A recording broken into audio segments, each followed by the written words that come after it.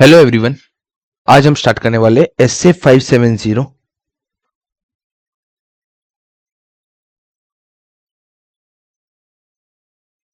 Going concern. आज हम going concern start करने वाले एसए 50 में। ठीक है, उससे चालू करने से पहले एक चीज याद दिला दूं, गोइंग कंसर्न क्या होता है वो सारी चीजें हम बता देते हैं। हम जब भी preparation of the financial statement करते हैं, फाइनेंशियल स्टेटमेंट को प्रिपेयर करते हैं, तब हमारी टोटल टोटल तीन अजम्पशन होती है कि ये चीज है ना, अगर नहीं लिखी है कहीं पे भी तो अभी ये होगी ही होगी। सबसे पहली अजम्पशन हमारी होती है कंसिस्टेंसी।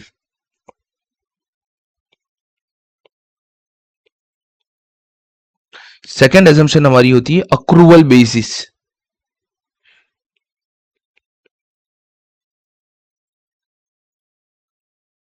एंड लास्ट में हमारी एक और अजम्पशन होती है कि गोइंग कंसर्न। एक एक करके इन अजम्पशंस की बात करते हैं। पहली है कंसिस्टेंसी। कंसिस्टेंसी क्या बोलती है कि जो भी हमारी अकाउंटिंग मेथड और जो भी हमने पॉलिसी अप्लाई की है ना, वो कंसिस्टेंट है एक पीरियड से दूसरे पीरियड में। मतलब कि अगर लास्ट ईयर हमने कोई अकाउंटिंग पॉलिसी यूज की है, लास्ट ईयर जो भी हमने अकाउंटिंग पॉलिसी यूज की है वही हमने इस साल करंट ईयर में भी करेंगे, और नेक्स्ट ईयर में भी हम वही अकाउंटिंग पॉलिसी यूज करेंगे। मतलब कि हमारी पॉलिसी कंसिस्टेंट है, वो हर साल चेंज नहीं होती। वो जो लास्ट ईयर, लास्ट के भी पहले के ईयर, उससे भी पहले के ईयर, मतलब कि जब से भी हमारी फर्म स्टार्ट हुई होगी तब से हमने जो भी अकाउंटिंग पॉलिसी फॉलो किया होगा ना, वही हमने फॉलो किया होगा, और चेंज किया होगा ना तो चेंज वहां पे डिस्क्राइब होगा। ठीक है। सेकेंड क्या है? Accrual basis. अक्रूवल बेसिस हमें क्या बोलती है? अक्रूवल बेसिस बोलती है कि जो भी हम ट्रांजेक्शन हो रहे हैं ना, वो हम अक्रूवल बेसिस पे रिकॉग्नाइज कर रहे हैं, not not in the cash के फॉर्म में। हम कभी भी किसी भी चीज को यहाँ पे रिकॉग्नाइज नहीं करते, हम अक्रूवल बेसिस पे रिकॉग्नाइज करते। Transaction are recognise when they occur. Occur मतलब कि सर्विस हमने रेंडर करने की बात की या कुछ भी इनकर हुई तब। Not when the cash is received और पेड। एडवांस मिला है तो हम उसको ऐसा नहीं मानेंगे कि ये हमारा क्या बोलते हैं, हमने सेल ऑफ गुड किया है या सेल ऑफ सर्विस किया है। उसको हमें ना एज ए एडवांस अपनी बैलेंस शीट में दिखाते हैं, एडवांस अमाउंट जब भी मिलता है तब भी। और उसको हम बुक कब करते हैं? पीएनएल में कब लेके जाते हैं? जब वो एक्चुअली में अकर हो जाती है सर्विस तब। एंड लास्ट में हमारी कंडीशन होती है गोइंग कंसर्न। तो गोइंग कंसर्न क्या होता है कि हमारे जो ऑपरेशन है ना, एक फोर्सिएबल फ्यूचर तक, फोर्सिएबल फ्यूचर मतलब कि नेक्स्ट 12 मंथ तक के अच्छे से चलेंगे। तो the entity is expected to continue operation for the foreseeable future, implying no intention of a liquidation or reduce the operations significantly। यहाँ पे हमारा कोई भी ऐसा इंटेंशन नहीं होगा कि हम लिक्विडेशन की तरफ जाए या जो हमारे ऑपरेशन चल रहे हैं ना उनको ड्रास्टिकली कम कर दे। ठीक है, तो ये हमारी बेसिक अजम्पशंस होती है कुछ। ठीक है, उसमें से एक अजम्पशन हमारी थी गोइंग कंसर्न, जिसके ऊपर है ना एसए 570 पूरा का पूरा बनाया गया है। तो going concern is one of the fundamental accounting assumption. ये हमने तीन अजम्पशन समझी, उसमें से एक फंडामेंटल अकाउंटिंग अजम्पशन है। The enterprise is normally viewed as a going concern. Enterprise जो भी है उसको हम नॉर्मली कैसे देते हैं कि वो गोइंग कंसर्न पे है। That is a continuing in operation for the continuing in the operation for the foreseeable future. जो भी हमारे ऑपरेशन है एक फोर्सिएबल फ्यूचर, जहां तक मैं देख पा रहा हूं, जहां तक मतलब यहाँ पे मिनिमम 12 मंथ का टेन्योर आगे बताया है, अकाउंट्स में कहीं पे भी रेफरेंस नहीं, बट यहाँ पे बताया है। आगे हम पढ़ेंगे तब मैं बताऊंगा कि फोर्सिएबल फ्यूचर मतलब कि मिनिमम 12 मंथ तक तो हमारा जो भी है ना जो भी है ना हमारा फर्म का ऑपरेशन कंटिन्यू रहेगा। It is assumed that the enterprise has neither the intention nor the necessity of liquidation or curtailing materially the scale of operation.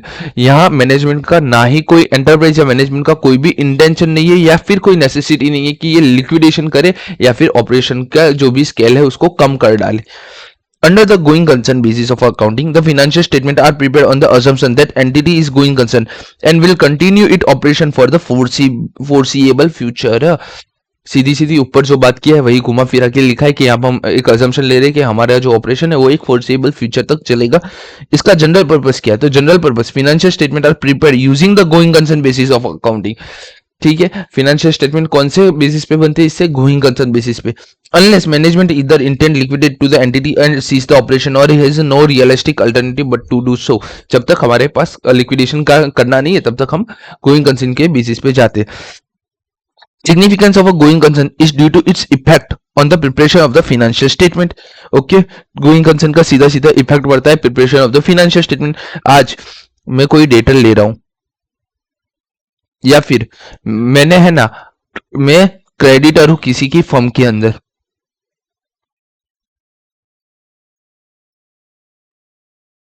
और मेरा 1 करोड़ का 1 करोड़ का मैंने क्रेडिट लेके रखा है, या मैंने 1 करोड़ का लोन लेके रखा है। अब अब अगर मैं गोइंग कंसर्न के बेसिस पे जाऊंगा ना, तो मैं एज अ क्रेडिटर किसी के भी अंदर वैसे का वैसा ही रहूंगा। बट जैसे ही मैं लिक्विडेशन का बात करूंगा ना, मैं जैसे ही लिक्विडेशन का बात करूंगा ना, वैसे ही मैं जिसकी भी बुक के अंदर एज अ क्रेडिटर बुक किया हूंगा ना, वहां से वो माइनस करेगा बैड डेट, भाई 80 लाख तो नहीं मिलने वाले हैं, और वो 20 लाख के क्रेडिटर शो करेगा। वैसे ही हम यहाँ पे जब हम जब गोइंग कंसर्न बेसिस यूज नहीं करते हैं, दूसरा बेसिस कौन सा है, लिक्विडेशन बेसिस, उस बेसिस का यूज करते हैं, तो हम हमारी असेट और लाइबिलिटी को रियलाइजेबल वैल्यू पे अकाउंट करते हैं। एग्जांपल लेते हैं, एक असेट से मेरी डेप्रिसिएशन माइनस करने के बाद 1 CR की हो गई है, जिसकी market value right now 20 lakh rupees की चल रही है। ठीक है, होता है ऐसा कि मार्केट वैल्यू कम होती है बट बुक पे वैल्यू ज्यादा होती है, होता है ऐसा, कई बार होता है, डेप्रिसिएशन कम चार्ज करो, कुछ भी हो सकता है। अब असेट वैल्यू थी 1 करोड़ की, मार्केट वैल्यू थी 20 लाख रुपीज की। अगर मैं जीसी यूज कर रहा हूं, तो मैं अपना असेट का वैल्यू कितना दिखाऊंगा, 1 करोड़ का।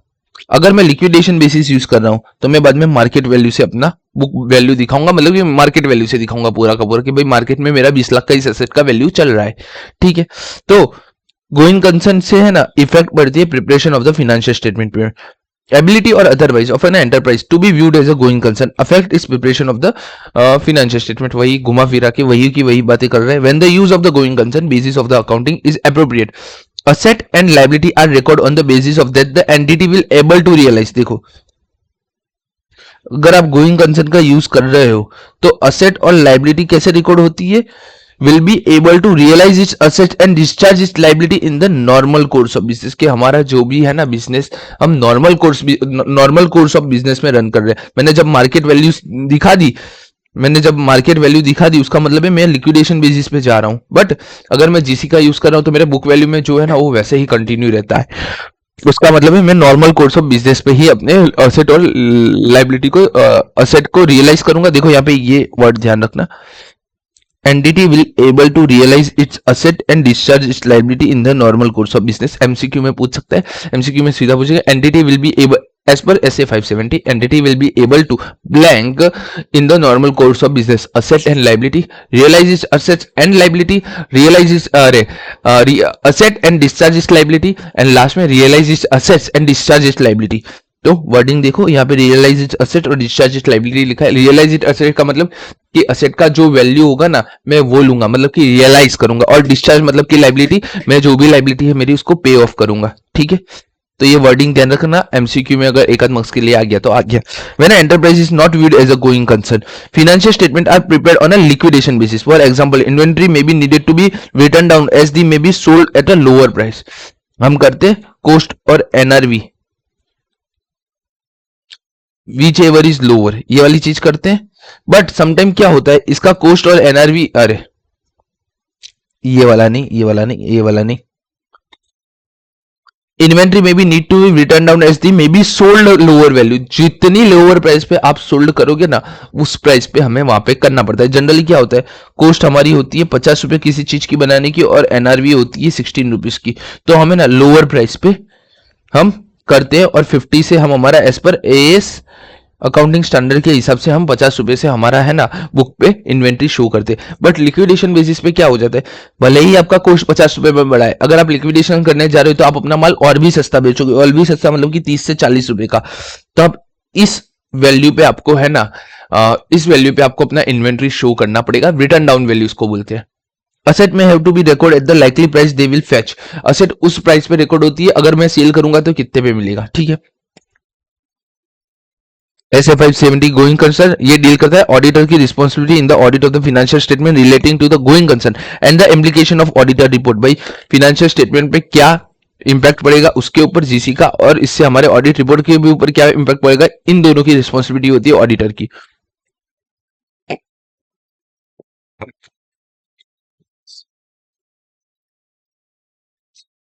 Responsibility for assessment of the entity's ability to continue going concern। Assessment की जो रिस्पॉन्सिबिलिटी है एंटिटी की के गोइंग कंसर्न के हिसाब से चलेगी कि नहीं चलेगी, तो वो कैसे देखती है उसके बारे में बात की है। And then responsibility of the auditor हमें बताई गई है, मतलब कि पहले मैनेजमेंट की रिस्पॉन्सिबिलिटी बताई गई है और उसके बाद हमें ऑडिटर की रिस्पॉन्सिबिलिटी बताई गई और उसके बाद हमारे ऑब्जेक्टिव स्टार्ट होते हैं, ठीक है। तो responsibility for assessment of the entity's ability to continue as going concern, तो जो रिस्पॉन्सिबिलिटी है असेसमेंट की उसकी बात करते हैं। Preparation of the financial statement require management to assess the entity's ability to continue as a going concern even if the, जाने दो, अगर आज मैं अपना धंधा चला रहा हूं, मैं अपना बिजनेस चला रहा हूं, तो गोइंग कंसर्न का व्यू, मेरी कंपनी नेक्स्ट 12 मंथ चलेगी कि नहीं चलेगी मुझे पता होगी कि एक ऑडिटर को ज्यादा पता होगी। तो जो बंदा बिजनेस को चला रहा है उसको सबसे ज्यादा पता होगा। तो यहाँ पे क्या कर रहा है, preparation of the financial statement require management to assess the entity's ability to continue going concern, management का काम है असेस करना entity's ability to going concern even if the financial reporting framework does not include explicit requirement to do so. इसका मतलब क्या है, अगर आपके फाइनेंशियल रिपोर्टिंग फ्रेमवर्क मतलब कि accounting standard schedule 3 end S नहीं बोलते, तब भी आपको गोइंग कंसर्न का क्या करना पड़ेगा, असेसमेंट करना पड़ेगा। रिक्वायरमेंट किसकी है, मैनेजमेंट की, और फाइनेंशियल रिपोर्टिंग फ्रेमवर्क नहीं बोलते तब भी करना पड़ेगा। Management's assessment of the entity's ability to continue as going concern involves making a judgment at a particular point in time about inherently uncertain future outcome or events or condition that following factor relevant to the judge। अब management को भी क्या कल का पता है, भाई कल आग लग जाए पूरी फैक्ट्री में तो पूरी फैक्ट्री बंद करने की हो सकती है, तो मुझे तो अभी कल का भी नहीं पता है। लेकिन मैनेजमेंट क्या करता है, मैनेजमेंट असेसमेंट करता है entity's ability to continue as going concern का। इसके लिए वो क्या जजमेंट लेता है, यस, कि भाई मेरा ये क्रेडिटर है या मेरा ये डेटर है, मैं क्रेडिटर को पे ऑफ कर पाऊंगा, 1 करोड़ की लायबिलिटी है, यस या नो, यस मैं कर पाऊंगा। जो मेरा डेटर है 1 करोड़ का है, क्या वो डेटर मुझे मेरा पैसा वापस देगा, यस। मेरा आज 12 करोड़ का बिजनेस हुआ है, क्या मेरा नेक्स्ट ईयर इससे बढ़ेगा या नहीं बढ़ेगा, तो इसका असम्पशन लगा सकते हैं हम। तो इसके लिए क्या होता है, मेकिंग अ जजमेंट। इसके लिए हमारा इन्वॉल्व क्या होगा, सबसे पहले making a judgment at a particular point in time. मैंने क्या बोला, 12 महीने में मेरा सेल नेक्स्ट 12 मंथ में या नेक्स्ट ईयर में मेरा सेल इंक्रीज होगा या नहीं होगा, मेरे डेटर्स मुझे कब तक पैसे देंगे, मेरे क्रेडिटर्स को कब तक चुका पाऊंगा। तो मुझे पहले तो जजमेंट फॉर्म करना है, कहां तक का, एक पर्टिकुलर पॉइंट ऑफ टाइम तक का। मैं 5 साल का जजमेंट फॉर्म कर सकता हूं, नहीं कर सकता हूं। क्या मैं 12 महीने तक का तो कर सकता हूं, यस मैं कर सकता हूं। Eight a particular point in time about inherently uncertain future outcome और इवेंट और कंडीशन। जो हम जिसके बारे में सोच रहे हैं ना, वो फ्यूचर में वो कुछ भी हो सकता है, मतलब कि अनसर्टेन है। डेटर्स मेरे पैसा देंगे, वो अनसर्टेन है भाई। 200 करोड़ के डेटर है, क्या वो मुझे पैसा देंगे नहीं देंगे मुझे नहीं पता है, तब भी मेरे को लगाना पड़ेगा वहां तक का judgment. Following factor relevant to the judgment, ये जब भी एक मैनेजमेंट असेसमेंट करता है ना entity's ability to continue as going concern, तो ये फॉलोइंग फैक्टर है ना, 3 फैक्टर है, 3 फैक्टर ध्यान में रख के काम करता है। Degree of uncertainty associated with the outcome of an event or condition increase the significant future into the future event and condition or outcome। degree of uncertainty, पहले तो degree of uncertainty होती है associated with the outcome of an event or condition, और पहले तो uncertainty होगी, degree of uncertainty होगी जो increase हो जाएगी significantly in the future into the future events और condition। अभी जिस चीज की uncertainty है फ्यूचर में वो significantly बढ़ जाएगी। Second, size and complexity of the entity, ठीक है। जितना बड़ा फर्म का या कंपनी का साइज होगा उतना ही वहां पे गोइंग कंसर्न मेजर कर पाना डिफिकल्ट हो जाएगा, या फिर हमें ज्यादा ध्यान से गोइंग कंसर्न करना पड़ेगा। जितनी फर्म के अंदर कॉम्प्लेक्सिटी होगी उतना गोइंग कंसर्न असेस करना कॉम्प्लेक्स हो जाएगा। तो साइज एंड कॉम्प्लेक्सिटी पे भी जीसीए आधार रखता है, गोइंग कंसर्न अपना आधार रखता है। Nature and condition of its business, भाई कौन सा नेचर है, कौन से कंडीशन में हमारा बिजनेस ऑपरेट हो रहा है। Degree to which affect by the external factor, भाई गोइंग कंसर्न में अगर कल आके गवर्नमेंट कुछ ऐसी चीज बोल देती है, जैसे कि आज मैं जो चीज 200 रुपए की बेच रहा हूं जिसके ऊपर 18% जीएसटी है, वो 236 रुपए की मैं बेच रहा हूं। कल आके गवर्नमेंट बोलती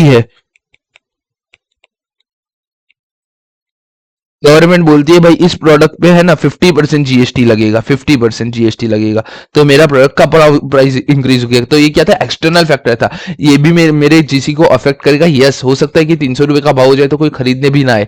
तो degree to which it's affect by the external affect and affect the judgment regarding the outcome of a event और कंडीशन। तो ये जो डिग्री है ना, ये एक्सटर्नल फैक्टर क्या मुझे आज पता थी जिस दिन मैं जीसी करने बैठा? नहीं पता थी। फ्यूचर में जब होगा तो ये क्या मैंने जो भी जजमेंट पहले लिया होगा उसको अफेक्ट करेगा? यस, उसको अफेक्ट करेगा। या मेरे पास आज पता है कि 3 महीने के बाद ऐसा कोई ड्राफ्ट इश्यू होने वाला है। इंडस्ट्रियल्स को पता होता है कि भाई उनकी इंडस्ट्री के कौन कौन से ड्राफ्ट कब कब इश्यू होने वाले हैं, बेसिक चीजें अब पोर्टल्स पे मिल जाते हैं सारे के सारे ड्राफ्ट। वो आज कोई ड्राफ्ट मेरे पास अवेलेबल है जो नेक्स्ट 4 to 6 मंथ में पास होने वाला है, तो क्या मुझे उसको भी कंसीडर करना चाहिए जीसी असेस करने के लिए? यस। तो मुझे क्या क्या चीजें कंसीडर करनी चाहिए? अनसर्टेनिटी को, डिग्री ऑफ अनसर्टेनिटी को, size of entity, complexity of the entity, nature and condition of the business, degree at which affected by the external factor. इन सारी चीजों को मुझे जीसी करते समय कंसीडर करना चाहिए। Any judgment, any judgment about the future is based on the information available at which the judgment is made. Subsequent event may result outcome that are inconsistent with the judgment that were reasonable at the time they were made. अब मैंने बोला कि आज मैं है ना 31/3 या मैं 31 मई को खड़ा हूँ। 31 मई को है ना सारे ऑलमोस्ट कंपनी के फाइनेंशियल स्टेटमेंट है ना प्रिपेयर हो जाते हैं। तो आज मैं 31 मई को खड़ा हूँ। आज मैं सोच रहा हूँ मेरा जीसी को इम्पैक्ट हो रहा है कि नहीं हो रहा है। ठीक है, अब मैंने जजमेंट लिया, सब कुछ देख के जीसी मेरा इम्पैक्ट नहीं हो रहा है, लेकिन सब्सिक्वेंट इवेंट ऐसा हो चुका है जिसकी वजह से मैंने जो जजमेंट लिया था ना वो इनकंसिस्टेंट हो गया। तो any judgment about the future is based on the information available at the time at which judgment is made. मैंने 31 मई को जजमेंट बनाया, 31 अगस्त को पूरी की पूरी चीज ही अलग हो गई। सब्सिक्वेंट इवेंट कोई आया, may result the outcome that are inconsistent with the judgment that were reasonable in the time they were made. वो रीजनेबल थे जब मैंने मेट किया था तब रीजनेबल थे, बट सब्सिक्वेंट इवेंट ऐसा हुआ कि वो अब जेन्युइन नहीं है। तो size, degree of uncertainty, size and complexity of the entity, nature and condition of the business, and degree at which affected by the external factor and affect the judgment of a outcome of a event or condition. Last वाला आप याद कर लेना। Responsibility of the auditor, auditor का क्या responsibility है? obtain sufficient appropriate audit evidence regarding and conclude on the appropriateness of management use of going concern basis of accounting in the preparation of the financial statement. पहला क्या है, हमें obtain करना पड़ेगा sufficient appropriate audit evidence. किसके regarding? कि जो conclude करे appropriateness of a management use of, management ने जो भी गोइंग कंसर्न यूज किया है ना for the preparation of the financial statement वो प्रॉपर है। ठीक है, and conclude based on the audit evidence obtained whether the MU exists about the entity's ability to continue as a going concern।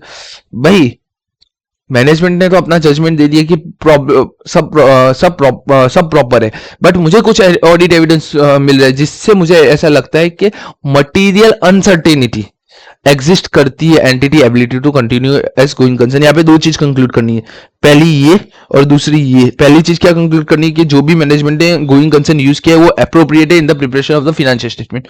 दूसरा क्या conclude करना है, जो भी मुझे ऑडिट एविडेंस मिले हैं उस पर से क्या एमयू एग्जिस्ट करता है कि entity ability as a going concern है कि नहीं है। ठीक है, this responsibility exists even if the financial reporting framework used in the preparation of the financial statement does not include an explicit requirement for a management to make a specific assessment। यही वाली line है घुमा फिरा के। पहले क्या बोला था, अगर यहाँ पे मैनेजमेंट की रिस्पॉन्सिबिलिटी में क्या बोला, अगर है ना फाइनेंशियल रिपोर्टिंग फ्रेमवर्क बोल नहीं रहे तब भी आपको जीसी करना पड़ेगा। तो क्या ऑडिटर के लिए चेंज हो जाएगी? नहीं चेंज होगी। अगर फाइनेंशियल रिपोर्टिंग फ्रेमवर्क नहीं बोल रहा है तो अभी मैनेजमेंट को करना पड़ेगा और ऑडिटर को है ना वो वेरीफाई करना पड़ेगा जीसी को। तो वही लिखा है, फिर से दो चीज कंक्लूड करनी, पहली जो भी appropriateness of a management use of a going concern basis of accounting in the preparation of the financial statement. Second, audit evidence obtain whether the MU exist about the entity's ability to continue as a going concern. उसके अलावा एक और चीज लिखो कि financial reporting framework मना कर रहे हैं तो अभी मैनेजमेंट को ये स्पेसिफिक असेसमेंट करना पड़ेगा। This responsibility exists even if the financial reporting framework does not include an explicit requirement of to do so.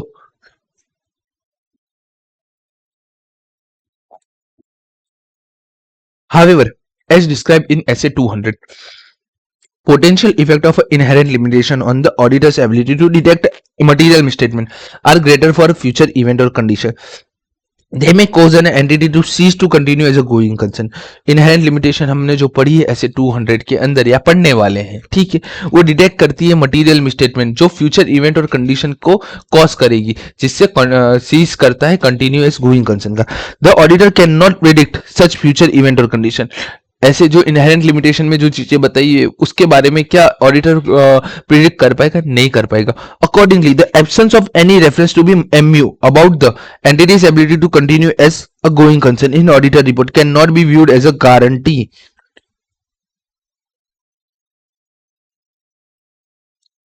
Okay, exam में इतना दे दिया होगा. ऑडिटर का रिपोर्ट है ना, वो कोई गारंटी नहीं है entity's ability to continue as a going concern. Explain. अब इतना लिख दे तो सबसे पहले ये दो चीज लिखो. ये अगर लिख सकते हो तो अच्छी बात है, ठीक है.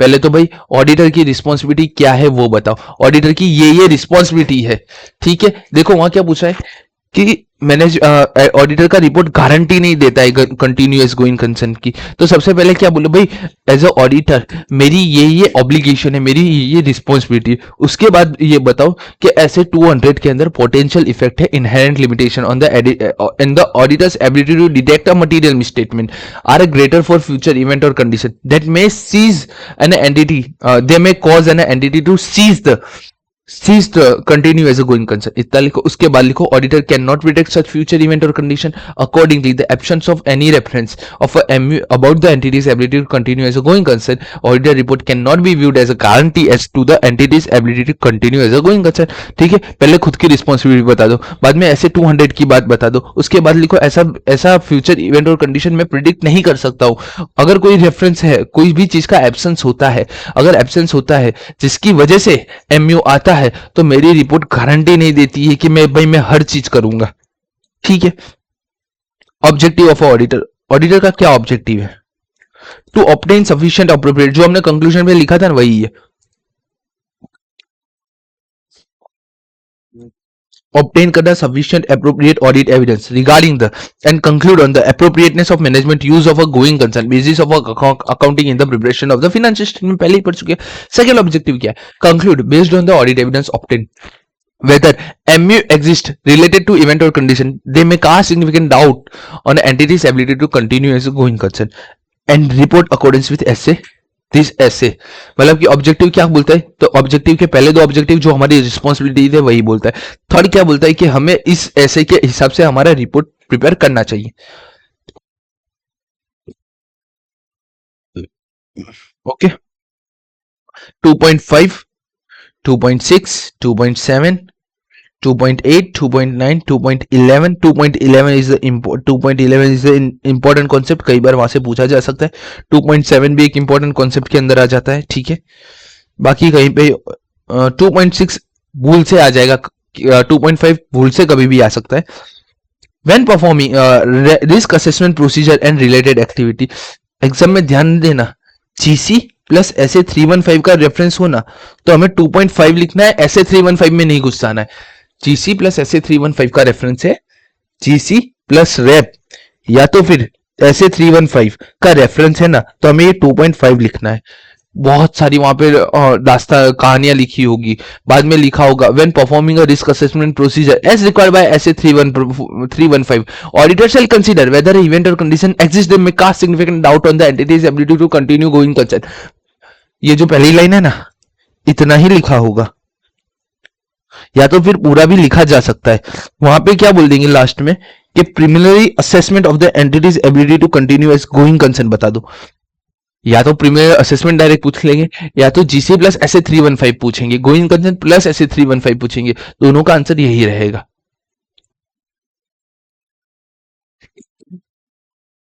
When performing a risk assessment procedure as required by SA 315, auditor shall consider whether event or condition exists may cast significant doubt on entity's ability to continue as a going concern. In so doing, auditor shall determine whether management has already performed preliminary assessment of the entity's ability to continue as a going concern. by preliminary assessment perform किया है कि नहीं किया है, पूरे question का सीधा सीधा है. GC प्लस 315 पूछे या प्रीलिमिनरी असेसमेंट पूछे, आपको क्या लिखना है? हमने प्रीलिमिनरी असेसमेंट किया है मैनेजमेंट ने कि नहीं किया है, उसके बारे में हमें लिखना है. अब जब भी प्रीलिमिनरी असेसमेंट की बात आएगी, सबसे पहला दो है और है दोनों के बीच में, ठीक है, या तो ए होगा या तो बी होगा। एग्जाम के टाइम पे तो दोनों लिखने को आएगा।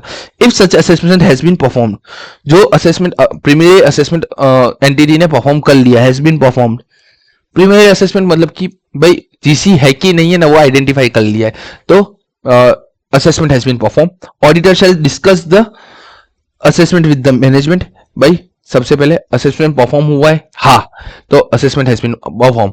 ऑडिटर क्या करेगा, ऑडिटर डिस्कस करेगा assessment with the management, determine whether management has identify event और condition that may cast significant doubt on the entity's ability to continue as a going concern। वहां पे वो मैनेजमेंट से पूछेगा कि आपने कोई आइडेंटिफाई किए हैं इवेंट और कंडीशन जो जो जो जो may cast significant doubt on the entity's ability to continue as a going concern। okay, if so, अगर वो कर लिया है, अगर आपने कर लिया है, तो मैनेजमेंट का प्लान क्या है उसको एड्रेस करने का है। पहले क्या पूछेंगे, आपने पीए प्रीलिमिनरी असेसमेंट कर लिया है, वो बोलेंगे यस हमने परफॉर्म कर लिया, तो असेसमेंट हैज बीन परफॉर्म। उसके बाद ऑडिटर क्या करेगा, discuss the assessment with the management. जो भी असेसमेंट हमारे पास है वो हम डिस्कस करेंगे मैनेजमेंट के साथ में। बाद में हम मैनेजमेंट को पूछेंगे कि मैनेजमेंट ने कोई इवेंट और कंडीशन आइडेंटिफाई की है जो कास्ट करेंगे significant doubt on entity's ability to continue going concern. अगर ऐसा कुछ है, if so management plan to address them. भाई हम बताएं, मैनेजमेंट हमें बताएंगे कि हमने ये प्लान्स करे हैं जिससे हम हमारे जीसी को अवॉइड कर पाए, ठीक है। और assessment not yet been performed, पहले में तो क्या था, परफॉर्म कर लिया है, दूसरे में क्या है, हमने अभी तक परफॉर्म नहीं किया है। अब किसी ने असेसमेंट परफॉर्म नहीं किया है, तो auditor shall discuss with management of a basis for the intent use of a going concern. यहाँ पे थोड़ा अलग लिखा है, यहाँ पे अपने डायरेक्ट जाके नहीं बोल सकते मैनेजमेंट को कि आप यार आपकी फर्म अगले 12 महीने तक चलेगी कि नहीं चलेगी वो बताओ। मैनेजमेंट लाफा मारेगा तुम्हें, भाई मेरी फर्म में चलेगी ही ना, 12 महीने क्या 5 साल चलेगी, वो तो ऐसा ही बोलेगा। तो उसको समझाओ, पहले तो उसको समझाओ कि भाई जीसी का यूज क्यों है। तो auditor shall discuss with management है the basis of a intent use of a going concern basis of accounting. Accounting में जीसी का क्या महत्व है, क्या हम उसका क्या उपयोग करते हैं वो बताओ। भाई स्टेक होल्डर जो हमारे हैं उनके लिए कितना इंपॉर्टेंट है जीसी, उनके लिए बताओ। भाई तुम्हारे हिसाब से चलेगी, बट हमें है ना लिख के देना पड़ता है, हमें हमारे ऑडिट रिपोर्ट में बताना पड़ता है कि इसका जीसी प्रॉपर है। तो अगर वो मुझे अरे जीसी प्रॉपर नहीं होता है तो मुझे अपने ऑडिट रिपोर्ट में लिख के बताना होता है जीसी प्रॉपर नहीं है, ताकि स्टेक होल्डर को पता चले। तो ऑडिटर डिस्कस करेगा और मैनेजमेंट को बताएगा इसका यूज क्यों है। बाद में हम इंक्वायरी करेंगे मैनेजमेंट की कि कोई इवेंट और कंडीशन एग्जिस्ट करते हैं जो कास्ट करे significantly doubt on entity's ability continue as a going concern, ठीक है। बाद में तो वही इंक्वायरी करेंगे मैनेजमेंट की और पूछेंगे भाई कोई इवेंट और कंडीशन है भाई वो बता दो हमें। अब जीसी के टाइम पे है ना, auditor shall remain alert throughout the audit for audit evidence of event और कंडीशन में इवेंट और condition that may cast significant doubt on entity's ability to continue as a going concern. Auditor को है ना alert रहना चाहिए throughout the audit for audit evidence. किसके audit evidence, GC के ऑडिट एविडेंस, सीधा सीधा, ठीक है। प्रीलिमिनरी असेसमेंट के बारे में पूछेगा, किया होगा, अगर परफॉर्म किया होगा तो हम डिस्कस करेंगे मैनेजमेंट के साथ। क्या डिस्कस करेंगे कि भाई कोई इवेंट और कंडीशन आइडेंटिफाई हुए जिससे हमारा कोई कंसर्न खतरे में आ सकता है। अगर हाँ ऐसे कोई इवेंट और कंडीशन मिले, इफ सो देन मैनेजमेंट का प्लान क्या है उसको एड्रेस करने में। अगर तो एक परफॉर्मेंस नहीं किया, not yet been perform, auditor shall discuss with the management basis for intended use of going concern, basis for the accounting के लिए क्या इंपॉर्टेंट रखता है उसको वो बताएंगे, जीसी का महत्व हम बताएंगे। उसके बाद हम इंक्वायरी करेंगे मैनेजमेंट की, इवेंट और कंडीशन को ऐसे मिलते हैं हमें आइडेंटिफाई करेंगे, भाई मिलते हैं कि नहीं मिलते वो देखेंगे। ऑडिटर को क्या करना चाहिए, ऑडिटर को हमेशा है ना यहाँ पे ऑडिट एविडेंस लेते समय अलर्ट रहना चाहिए, ठीक है। एक बार एग्जांपल खुद पढ़ लोगे।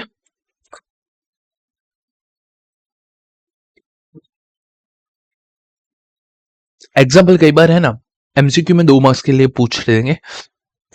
क्या होगा, वो पूछ लेंगे कि भाई ऑपरेटिंग इवेंट बताओ, ये 3 लिखे होंगे और एक ये लिखा होगा।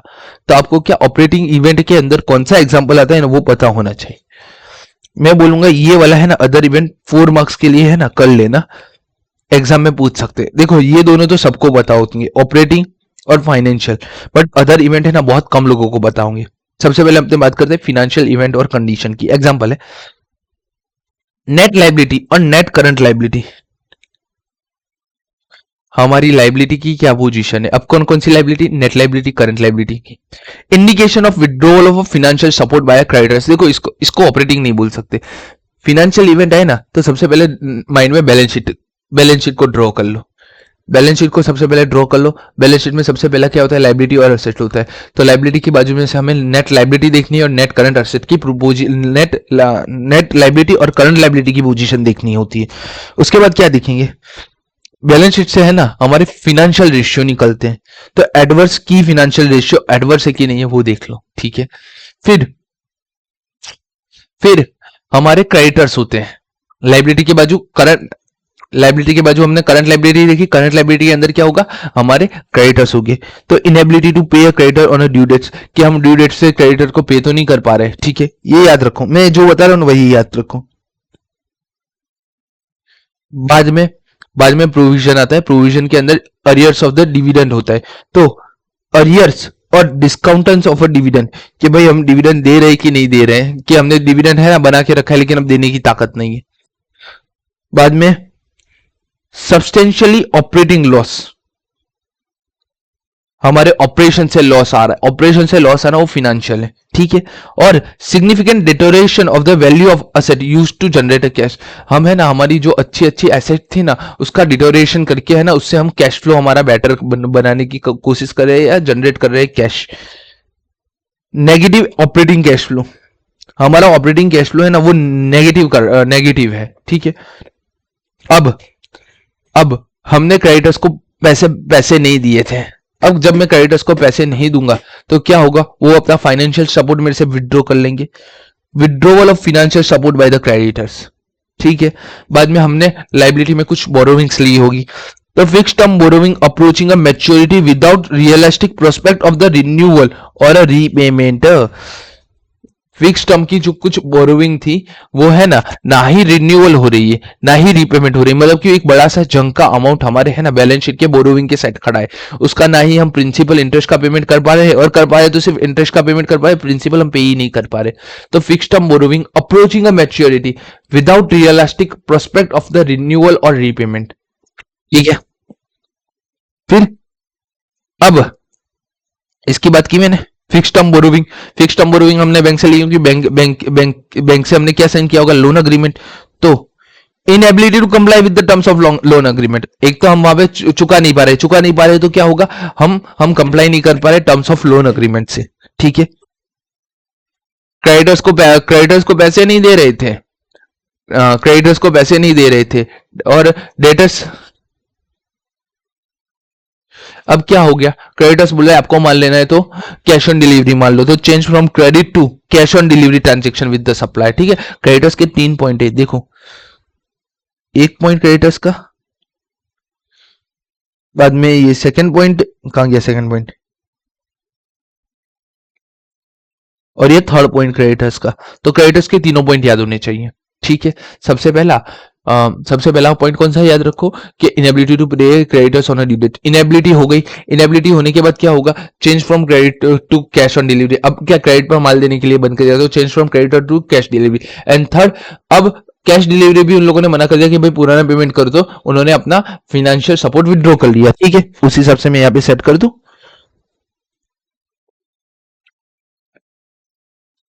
ये फर्स्ट इनेबिलिटी था, बाद में उन्होंने बोला भाई कैश में पेमेंट करो, और थर्ड में बोल दिया भाई पहले पुराना जितना भी बाकी है वो पेमेंट कर दो, उसके बाद हम आपको पेमेंट करेंगे, ठीक है। बाद में लोन से रिलेटेड दो चीजें, पहला लोन से रिलेटेड है कि भाई लोन का हम पेमेंट नहीं कर पा रहे या उसको रिन्यू ही नहीं कर पा रहे हैं, और दूसरा जो लोन की अग्रीमेंट है ना उससे हम कंप्लाई नहीं कर पा रहे।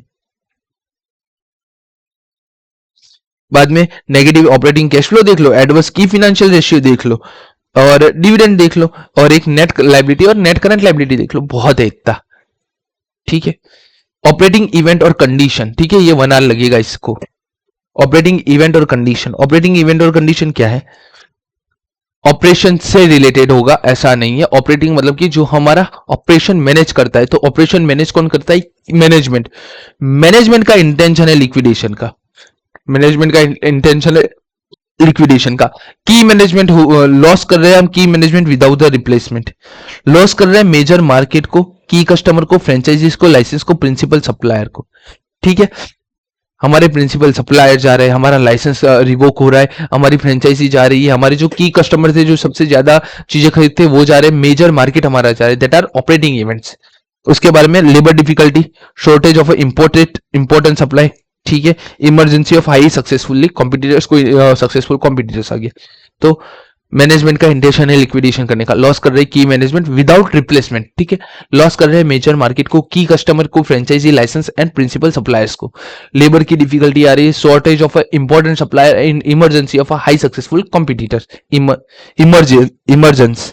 अब अदर इवेंट 4 मार्क्स में कभी भी आ सकता है। सबसे पहले अदर इवेंट कब होगा, कोई ऐसी कैटास्ट्रॉफी हो गई जो अनइंश्योर्ड थी या अंडर इंश्योर्ड थी, कोई बड़ी कैटास्ट्रॉफी,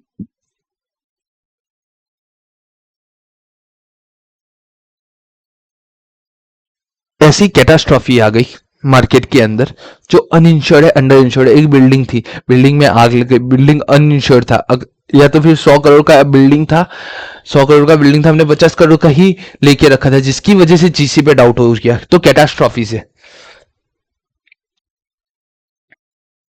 अनइंश्योर्ड और अंडर इंश्योर्ड कैटास्ट्रॉफी, अनइंश्योर्ड और अंडर इंश्योर्ड कैटास्ट्रॉफी। बाद में कोई लॉ एंड रेगुलेशन या गवर्नमेंट की पॉलिसी चेंज हो गई, जिससे है ना कंपनी को बहुत ज्यादा ही नुकसान होने वाला है। चेंज इन लॉ और रेगुलेशन और government policy adversely affect the entity, बहुत गंदी तरीके से अफेक्ट करना चाहिए, ठीक है। पेंडिंग लीगल और regulatory proceeding against the entity that may if success claims that entity is unlikely to be able to satisfy। कोई प्रोसीडिंग और लीगल प्रोसीडिंग चल रही थी हमारी कोर्ट के अंदर एंटिटी की, अब एंटिटी की ताकत ही नहीं है, अगर अगर जो अपोजिशन है जिसने अपने ऊपर केस किया है एंटिटी के ऊपर, वो अगर विन कर जाता है और कोर्ट हमें जो अमाउंट बोलेगी ना, वो अमाउंट कभी भी हम सेटिस्फाई नहीं कर पाए, तो जीसी खतरे में। पेंडिंग लीगल और regulatory proceeding against the entity that may if success, अगर सामने वाला सक्सेस उतर जाता है तो result in the claim that entity is unlikely to able to satisfy, कि वो कभी भी सेटिस्फाई नहीं कर पाएंगी। Non compliance with the capital and other statutory and regulatory requirement, ठीक है, नॉन कंप्लायंस हो रहा है कैपिटल रिक्वायरमेंट के साथ, स्टेट्यूटरी रिक्वायरमेंट के साथ या रेगुलेटरी रिक्वायरमेंट के साथ, ठीक है। तो ये सारे अदर इवेंट थे। पहला uninsured under insured catastrophe, change in law and regulation और policy expected to adversely affect the entity, pending legal or regulatory proceeding against the entity if success result in a claim that entity is unlikely to satisfy, and last non compliance with the capital other statutory or regulatory requirement, ठीक है। Evaluating a management assessment, मैं ना सीधा सीधा है ना यहाँ पे मैं एक ही चीज पढ़वाना चाहूंगा, क्योंकि है ना मेरे को नहीं लगता ये कभी आ सकता है, एक बार आप अपने तरीके से पढ़ लेना, इजी है। ऑडिटर को इवैल्यूएट करना चाहिए मैनेजमेंट का असेसमेंट ऑफ एंटिटी। सबसे पहले यहाँ पे क्या बोला है, इवैल्यूएट करो मैनेजमेंट के असेसमेंट को, मैनेजमेंट का असेसमेंट ऑफ एंटिटी की part of the auditors consideration, ठीक है। पहले तो क्या बोला है, मैनेजमेंट का जो असेसमेंट है उसको इवैल्यूएट करो, ऑडिटर के लिए ये की पार्ट होता है, ठीक है। It is not auditor responsibility to rectify lack of analysis by auditor, auditor का अगर अगर मैनेजमेंट ने अपना असेसमेंट क्लियर बनाया है तो इसमें ऑडिटर का कोई भी रिस्पॉन्सिबिलिटी नहीं होगी कि जो भी एनालिसिस मैनेजमेंट ने बनाया है वहां पे वो रेक्टिफिकेशन करे। फिर एक एग्जांपल दिया है, पढ़ लेना। In other ability management assessment of the entity ability to continue में include evaluation of the process of management, को एक बार पढ़ लेना, ठीक है। मैं है ना मेन चीज मुझे एमसीक्यू के लिए जो मुझे मेन चीज लगती है ना वो मैं बता देता हूँ कि management assessment of the entity ability to continue as a going concern cover a less than the 12 months from the date of the financial statement. The auditor shall request a management to extend its assessment period to at least 12 months from that date, ठीक है। And management को बोलो कि minimum 12 महीने का assessment हमें यार आप करके दो, ठीक है। एमसीक्यू के लिए इंपॉर्टेंट है, मिनिमम कितने महीने का असेसमेंट होना चाहिए, 12 महीने का, ठीक है। एडिशनल ऑडिट प्रोसीजर, ठीक है, ये आ सकता है अपनी अपकमिंग एग्जाम में मई 26 के अंदर, ठीक है। कि एडिशनल ऑडिट प्रोसीजर हमें बता दो जब इवेंट और कंडीशन आइडेंटिफाई होंगे। तो वो एडिशनल ऑडिट प्रोसीजर कौन सी है जिससे हम इवेंट और कंडीशन आइडेंटिफाई कर दे। तो इफ इवेंट और condition have been identified they may cast significant doubt on entity's ability to continue as going concern. Auditor shall obtain sufficient appropriate audit evidence to determine whether or not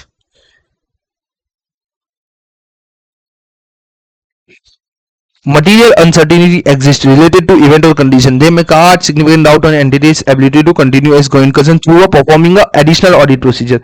मतलब कि आपने एक बार है ना event और condition तो identify कर ली है, बट हमें ऑब्टेन करने पड़ेगी सफिशिएंट। देखो इवेंट हो सकता है कि जीसी को खतरा हो, पर हम कब देखेंगे जीसी की तरफ, हम कब देखेंगे जब मटेरियल अनसर्टेनिटी एग्जिस्ट, क्योंकि एमयू एग्जिस्ट करेगा ना तभी जीसी को सबसे ज्यादा खतरा होगा, बाकी नहीं होगा। देखो डेटर्स आते जाते रहते हैं, बेड डेट होती रहती है, छोटी छोटी मोटी बेड डेट भी होती रहती है, 20,000 25,000 1 लाख 2 लाख की बेड डेट होती ही रहती है हर कंपनी के अंदर।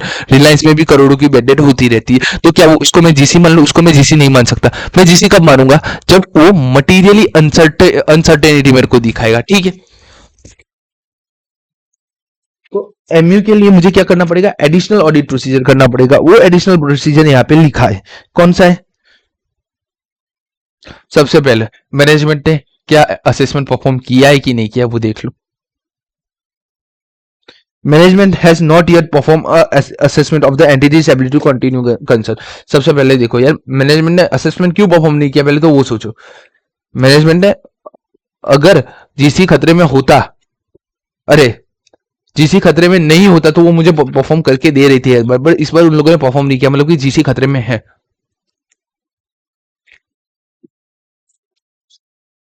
ठीक है, अगर मैनेजमेंट ने नहीं परफॉर्म किया असेसमेंट तो वो एक फैक्टर हो सकता है।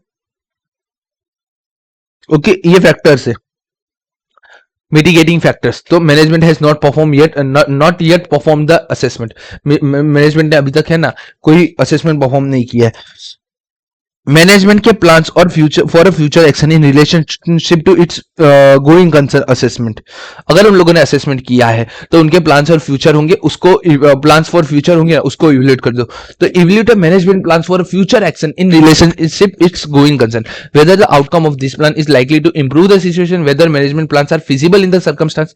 तो जो भी प्लान है उससे क्या हमारी इंप्रूव होगी सिचुएशन, और जो भी प्लान है वो फिजिबल है इन द सर्कमस्टांसेस। भाई जो भी सर्कमस्टांसेस है वहां पे जो हम प्लान लगा रहे हैं, भाई हमारे है ना कैश फ्लो नेगेटिव जा रहे हैं, बहुत ज्यादा ही जा रहे हैं। कुछ ऐसी मशीनरीज है जिसकी हमें है ना जरूरत नहीं, कंपनी को जरूरत नहीं है, तो उसको हमने मार्केट में बेच दिया। ठीक है, फिजिबल इन सर्कमस्टांस है, भाई वो इलेक्ट्रिसिटी ज्यादा पैदा कर रही थी, सब था। अब वो क्या कर रही है, या फिर क्या कर रही है कि टेक्नोलॉजी डेवलपमेंट हो चुका है, टेक्नोलॉजी डेवलपमेंट हो चुका है, तो वो क्या कर रही है, जो पुरानी मशीनरी सारे बेच के नई मशीनरी ला रही है, जिससे उनका है ना इकोनॉमी ऑफ स्केल, और इकोनॉमी ऑफ स्केल बढ़े, जिससे उनका सेल बढ़ेगा, जिससे उनका चाहती हुई कंपनी जीसी में जीसी से वो वापस लेके आ सकते। ठीक है, whether entity has prepared a cash flow forecast, ये वाला क्वेश्चन है ना May 25 नहीं Jan 25 या May 25 में पूछा गया था। एंटिटी ने किया है प्रिपेयर कैश फ्लो फोरकास्ट, ये पूरा का पूरा ऐसा ही लिख के दे दिया था, और हमें ये दोनों चीज लिखना था 2 मार्क्स के लिए। ठीक है, तो when the entity has prepared a cash flow forecast, analysis of the forecast significant factors in considering the future outcome of an event or a condition in evaluation of management plan for future actions। क्या पूछेगा, entity का GC खतरे additional audit procedure apply किया, वहां पे उन्होंने cash flow forecast दिया, तो उसके सिग्निफिकेंट फैक्टर कौन से? तो 2 सिग्निफिकेंट फैक्टर है। Evaluating the reliability of the underlying data generated to prepare a forecast. भाई जो कैश फ्लो बना है ना उसके नीचे उसको बनाने के लिए जो डेटा है वो रिलायबल है कि नहीं है भाई। तो evaluating the reliability of underlying data generated to prepare the cash forecast. Determine whether there is adequately support for the assumption underlying the forecast. अब देखो फ्यूचर के लिए जब भी प्रिडिक्ट करते हैं ना तो वो 100% श्योर नहीं होता, उसके लिए एविडेंस नहीं होता है, लेकिन जो भी अजम्पशन लिए है वो रीजनेबल है, वो रीजनेबल है कि नहीं है वो देखो। तो adequately support for the assumption underlying the forecast. आज आपका 1 करोड़ का सेल है, आप बोल रहे हो अगले साल में आप 50 करोड़ का सेल हो जाएगा, फिजिबल लग रहा है? नहीं लग रहा है। ये अजम्पशन कैसी लग रही है? बेकार लग रही है। हाँ ऐसा बोलो कि 50% इंक्रीज हो जाएगा, तब भी ये मानने में नहीं आ सकता है। इंडस्ट्री का नॉर्म्स कहता है कि भाई 50 to 20% इंक्रीज होगा। इंडस्ट्री के नॉर्म्स बोल रहे हैं कि है ना, किसी का भी सेल है ना ऑन एन एवरेज 15 से 20% के आसपास बढ़ता है, और आप बोलो कि भाई मेरा सेल है ना 50 गुना हो जाएगा या 200% हो जाएगा, तो ये फिजिबल नहीं लग रहा है। 100% भी किसी का सेल एक साल में नहीं बढ़ सकता है अनटिल और अनलेस कोई बड़ा सा ऑर्डर उनके हाथ में नहीं लगा है। तो जो भी असम्पशन है वो क्या सपोर्टिव या प्रॉपर है कि नहीं वो देखो।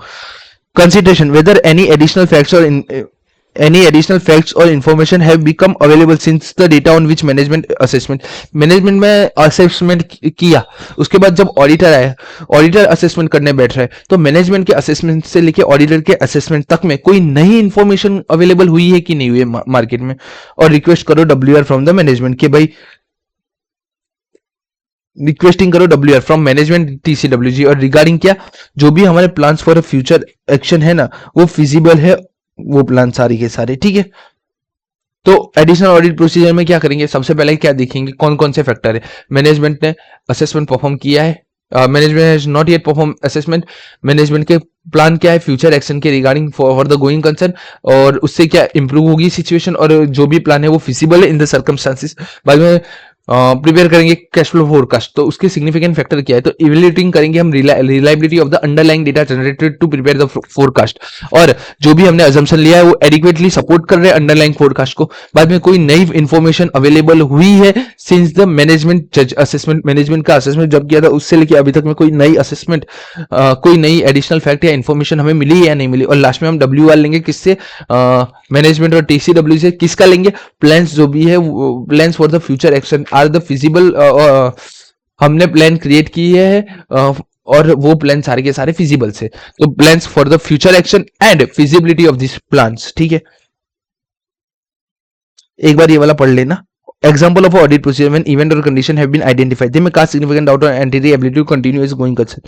तो डायरेक्ट एग्जांपल पूछ सकते हैं, इजी एग्जांपल है, देखोगे देखो, एनालिसिस करो और डिस्कसिंग करो cash flow, profit and other relevant forecast.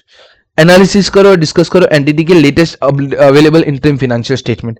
Reading करो terms of debenture and loan agreement, ठीक है। रीडिंग करो minutes of the meeting of the share holder TCWG उन सब की। बाद में इंक्वायरी करो एंटिटी के लीगल काउंसिल की। एवल्यूएट करो एंटिटी के प्लान को और डील करो अनफुलफिल्ड कस्टमर वेंडर। कंफर्म करो existence terms and adequacy of borrowing facility के, भाई जो भी बोरोविंग फैसिलिटी वो कैसे चल रही है। ऑब्टेन करो और रिव्यू करो रिपोर्ट को, और डिटरमाइन करो adequacy of support for any plan disposal of assessment, ठीक है। ऑडिटर का कंक्लूजन आप पढ़ लेना, इंपॉर्टेंट चीज 2.9, 10 और 11 में से कहीं से भी एक क्वेश्चन आ सकता है, ठीक है। तो adequacy of disclosure when the event और condition have been identified and MU exist. भाई डिस्क्लोजर कैसा डिस्क्लोजर होना चाहिए, जब हमें पता चले कि जो इवेंट और कंडीशन है ना वो MU एग्जिस्ट कर रही है, मटेरियल अनसर्टेनिटी बता रही है। तो if auditor conclude that management use of going concern basis of accounting is appropriate in the circumstance but MU exist, but the auditor shall determine whether the financial statement. अब देखो क्या होता है कि अकाउंटिंग जो करना था GC था और MU भी था, तो GC के हिसाब से अकाउंटिंग होना चाहिए लिक्विडेशन के बेसिस पे, MU पूरा चीज अलग है, उसके लिए हम ऐसे 315 पढ़ते हैं। तो मटेरियल अनसर्टेनिटी भी था और जो अकाउंटिंग था ना वो अप्रोप्रिएट था। तो एडिक्वेट डिस्क्लोजर दिया है कि नहीं दिया, adequate disclose the principal event or condition, they may cast significant doubt on an entity's ability to continue as a going concern and management plan to deal with this event or condition। देखो appropriateness कैसे पता चलता है, भाई accounting proper किया है, but material uncertainty है, तो मटेरियल अनसर्टेनिटी का डिस्क्लोजर देना पड़ता है। तो क्या, तो कंपनी को क्या करना पड़ेगा, डिस्क्लोज करना पड़ेगा कि ये इवेंट और कंडीशन है जिसकी वजह से doubt on ability to continue as a going concern है, और मैनेजमेंट का जो प्लान है ना वो भी बताओ, और उसका इवेंट और कंडीशन के साथ वो डील कर सकते कि नहीं वो भी बताओ। मतलब कि क्या डिस्क्लोज करना है, जो भी मैनेजमेंट के प्लान है क्या डिस्क्लोज करना है, सबसे पहले डिस्क्लोज करना है कौन सी इवेंट और कौन सी कंडीशन है, और दूसरा क्या डिस्क्लोज करना है यहाँ पे मैनेजमेंट का प्लान, और डिस्क्लोज क्लियरली, डिस्क्लोज और भी करो क्लियरली, क्या करो there MU related to event और condition they may cast significant doubt on entity ability to going concern, therefore it may be unable to realize this असेस and discharge in the liability in the normal course. हमने आगे क्या बढ़ा था, able, यहाँ पे क्या हो गया अनेबल, क्योंकि लिक्विडेशन बेसिस पे बने हैं ना, तो भाई मटेरियल अनसर्टेनिटी रिमूव करने के लिए इसका भी डिस्क्लोजर दो कि आप अपने है ना असेट और आप अनेबल, आप अपने asset realise unable to realise its asset and discharge its liability in the normal course of business, कि हम हमारे असेट और liability normal course of business में रियलाइज या तो फिर डिस्चार्ज नहीं कर पाएंगे। ठीक है, अब adequacy of disclosure when the event or condition have been identified but no MU exists।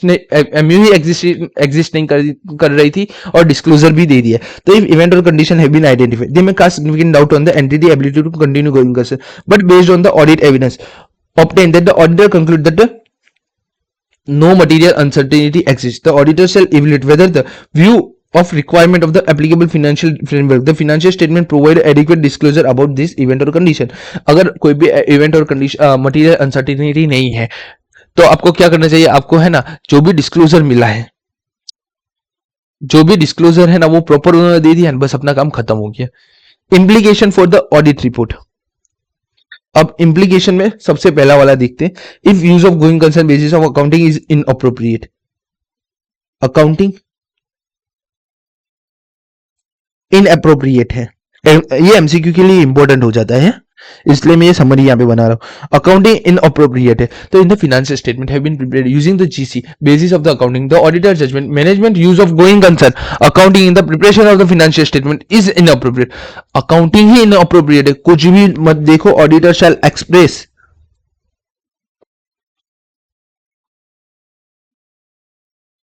Adverse opinion.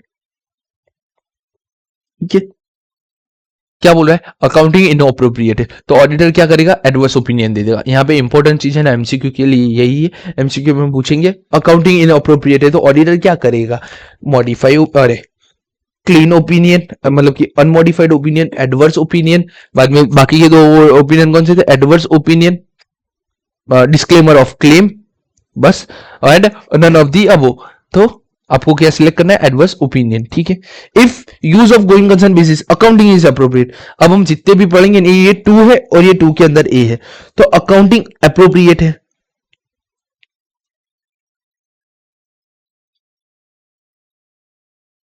And material uncertainty exist करता है, तब क्या करने का, अकाउंटिंग अप्रोप्रिएट है, मटीरियल अनसर्टेनिटी एग्जिस्ट करता है। अब क्या, पहले अकाउंटिंग इन अप्रोप्रिएट है, मुझे कहीं और जाना नहीं है, मुझे एडवर्स ओपिनियन देना है। अकाउंटिंग तो अप्रोप्रिएट है, मटीरियल अनसर्टेनिटी एग्जिस्ट करता है, अब उसका डिस्क्लोजर दिया है कि नहीं दिया है वो देखना पड़ेगा।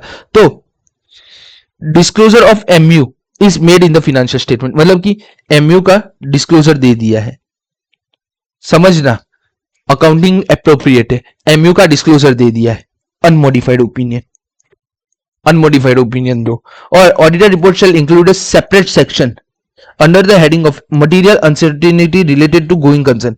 एक आप देखो एमयू तो एग्जिस्ट करता है तो ऑडिटर का काम क्या है, एमयू बताएगा, भले उसने डिस्क्लोजर दिया है पर मैं भी तो बताऊंगा यार, तो मैं कहां बताऊंगा, MU related to going concern का एक सेपरेट सेक्शन बनेगा, उसके अंदर क्या करूंगा, ड्रॉ करूंगा अटेंशन ऑफ अ नोट, जो नोट है ना फाइनेंशियल स्टेटमेंट में, ईओएमओएम में कैसे करते कि हम जो भी नोट होती है ना वो नोट की तरफ हम हमारा कहते हैं कि भाई ये नोट जाके एक बार देख लो, या वो नोट का कंटेंट वहां पे लिख दे, वैसे यहाँ पे हम क्या करेंगे, draw attention to the note of the financial statement that disclose such matter. हम लिखेंगे भाई फाइनेंशियल स्टेटमेंट में ये नोट का है ना डिस्क्लोजर दिया है, वो कहाँ है, उसका है ना वहां पे रेफरेंस देखिए कि भाई ये नोट जाके पढ़ो पहले फाइनेंशियल स्टेटमेंट में, और स्टेट करेंगे दिस इवेंट और condition that indicate MU exist that may cast significant doubt on entity ability to continue as going concern that auditor's opinion is not modified.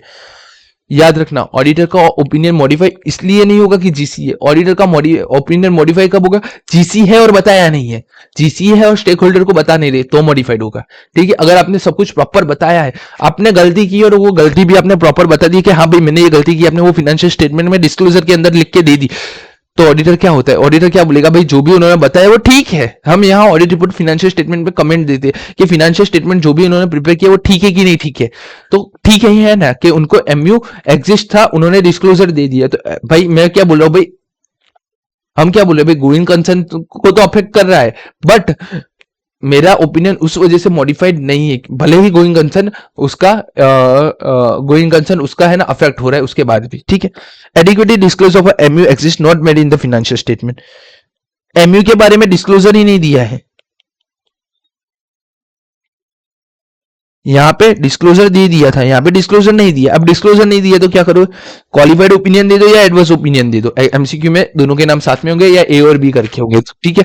Qualified opinion दे दो और disclaimer of opinion दे दो। और basis for qualified opinion section of the audit report में, मतलब कि अगर qualified दे रहे हो या एडवर्स दे रहे हो तो बेसिस फॉर क्वालिफाइड और एडवर्स ओपिनियन के सेक्शन में ऑडिट रिपोर्ट में आप बताओ कि ये एमयू एग्जिस्ट करता है, that may cast significant doubt on entity ability to continue as a going concern and that the financial statement do not adequate disclose this matter. हमारे जो आपके पास फाइनेंशियल स्टेटमेंट है ना, वो प्रॉपर मैटर बता ही नहीं रहे, ठीक है। Management unwilling to make extend its assessment. मैंने क्या बोला था आगे कि भाई मैनेजमेंट को है ना, अगर 12 महीने का उन्होंने नहीं किया है ना तो उनको बोलो कि भाई तुमने 12 महीने का असेसमेंट नहीं किया, 12 महीने का असेसमेंट करो। अगर मैनेजमेंट मना कर देता है तो हम क्वालिफाइड ओपिनियन देंगे या डिस्क्लेमर ऑफ ओपिनियन दे देंगे। डन। तो इसी के साथ ये खत्म हुआ। फटाफट इसकी समरी बता देता हूँ। 2.11 के एमसीक्यू के लिए बहुत इंपॉर्टेंट हो जाता है, 3 से 4 मार्क्स के लिए है ना, वहां पे भी आ सकता है आपके डिस्क्रिप्टिव वाले पार्ट में। अकाउंटिंग इनअप्रोप्रिएट है, कुछ भी मत सोचो, एडवर्स ओपिनियन दे दो। अकाउंटिंग अप्रोप्रिएट है, एमयू का डिस्क्लोज किया है, अनमोडिफाइड ओपिनियन दो। और एक नया पैराग्राफ बनाओ ऑडिट रिपोर्ट के अंदर, MU related to going concern. वहां पे 2 चीज लिखो। पहले तो वो जो नोट है ना जिसमें उन्होंने एमयू का डिस्क्लोजर दिया है फाइनेंशियल स्टेटमेंट के अंदर, उस पे अपना उनका अटेंशन दो। और दूसरा क्या बोलो कि भाई भले ही यहाँ पे जो इवेंट और कंडीशन है वो एमयू एग्जिस्ट करते हैं और उसका वो कास्ट करते हैं सिग्निफिकेंट डाउट, तो भी मेरा ओपिनियन अनमोडिफाइड ही रहेगा रिस्पेक्ट ऑफ दिस मैटर, क्योंकि उन लोगों ने प्रॉपर्ली डिस्क्लोज कर दिया है। अकाउंटिंग अप्रोप्रिएट है बट उन्होंने डिस्क्लोजर नहीं दिया है एमयू का, तो क्वालिफाइड ओपिनियन और एडवर्स ओपिनियन दे दो। और बेसिस फॉर क्वालिफाइड या एडवर्स ओपिनियन के अंदर लिखो कि फाइनेंशियल स्टेटमेंट इस मैटर के बारे में प्रॉपर डिस्क्लोजर नहीं दे रहे। अगर वो असेसमेंट करने के लिए मना कर दिया, एक्सटेंड करने के लिए, क्वालिफाइड या फिर डिस्क्लेमर ऑफ ओपिनियन दे दो। 55 मिनट्स हो गए, मिलते हैं नेक्स्ट लेक्चर में। नेक्स्ट लेक्चर में हम क्या करेंगे, हमारा एक ऐसे बाकी है वही कंप्लीट करेंगे आज के दिन में, और वो भी हम अपलोड करके आपको दे देंगे। लाइक शेयर सब्सक्राइब करना मत भूलना, ठीक है। मिलते हैं नेक्स्ट लेक्चर में।